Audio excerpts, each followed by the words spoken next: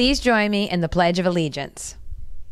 I pledge allegiance to the flag of the United States of America and to the republic for which it stands, one nation, under God, indivisible, with liberty and justice for all. Please remain standing for a moment of silence.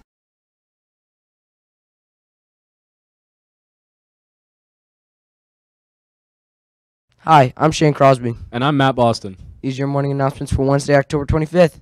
There'll be a meeting on Thursday, October 26th at 2 p.m. in Health Room 144 for anyone interested in trying out for the girls varsity and junior varsity basketball team. Have a great day.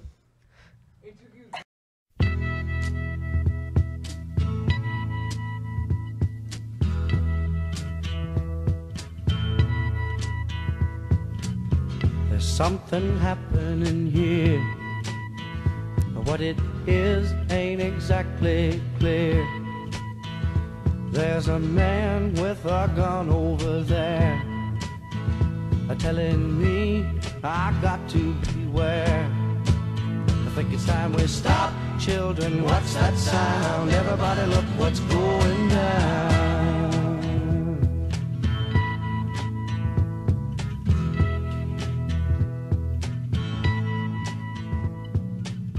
There's battle lines being drawn. Nobody's right if everybody's wrong. Good morning, North Kingstown High School. We are selling scarves to raise money for educational field trips. Scarves like these shown here are $10 each. They will be available beginning October 24th in the cafeteria. Over to you, Jamie. As you can see, we have large varieties of colors and styles. Need a special gift for someone you love for the holidays or their birthday? Over to you, Jada. We have the solution. Come give them one of these beautiful scarves. Look for our display during all 3 lunches on day 2 in the cafeteria starting October 24th. Come buy a scarf.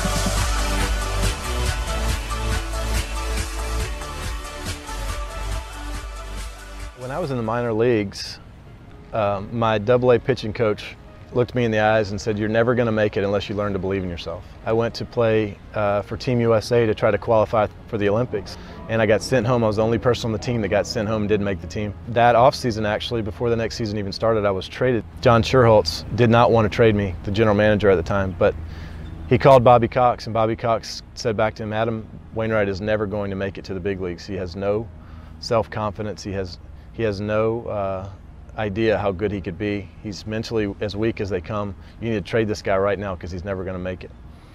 And in 2005, I got called up to the big leagues. I gave up a 3-run bomb in my first appearance. And when I got sent home from the playoffs, the only player that got sent home, what is it? Why is it that I keep seeing these guys get promoted to the big leagues and I'm sitting here struggling, you know, trying to see if I'll ever pitch again in the big leagues? I don't know. Our manager doesn't believe in me, or the pitching coach in the fall league didn't believe in me. My manager and general manager for the Braves didn't believe in me. You know, nobody thinks that I'm going to make it. What is the deal here? And it just, I don't know what happened, but it was just like revealed to me on the spot that from there on I needed to completely change my mental makeup, and I needed to take things a lot more seriously. I needed to step up my focus immensely, and I just looked up at the heavens and I said, for the rest of my career, I'm going to throw every pitch like it's the last pitch I'll ever throw, like it's the last pitch of the World Series. That next spring training I showed up and I was on these bullpen mounds right here, and before I even threw my first pitch, our pitching coach, Dave Duncan, looked at me and said, "Adam, you're different. What is different about you?" And all I said was just watch. And I threw my bullpen, and our pitching coach looked at me and said, "Stay right there." And I made the team that year, And Tony La Russa called me in the office and he said, I don't know how you just did that. You made the team, you pitched great all spring, but you were terrible last year. I don't know how you did it, but you're going north with us. Congratulations. I said, yes, sir, thank you.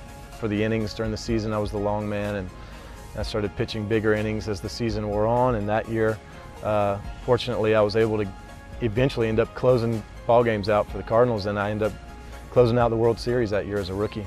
And again, Tony called me into the office and he said, how did you do that? You were terrible last year. You were the last guy I wanted pitching for me, and I sent you home. And I said, it was no big deal. And he said, what do you mean it was no big deal? I said, well,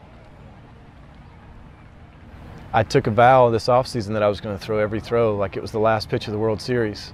And so every time I played catch and every time I threw off the mound, whether it was practice or a game, I threw it with the intention of, this is so important to me, this means so much to me, I'm going to be so focused that this will be just like the last pitch of the World Series. So I did that for you 62 times during the regular season, 9 more times during the postseason, and then when I got the last out in the World Series, it was no big deal because I'd already done it 72 times. We've all been given these talents, whether we're baseball players or we're just, you know, working hard in school.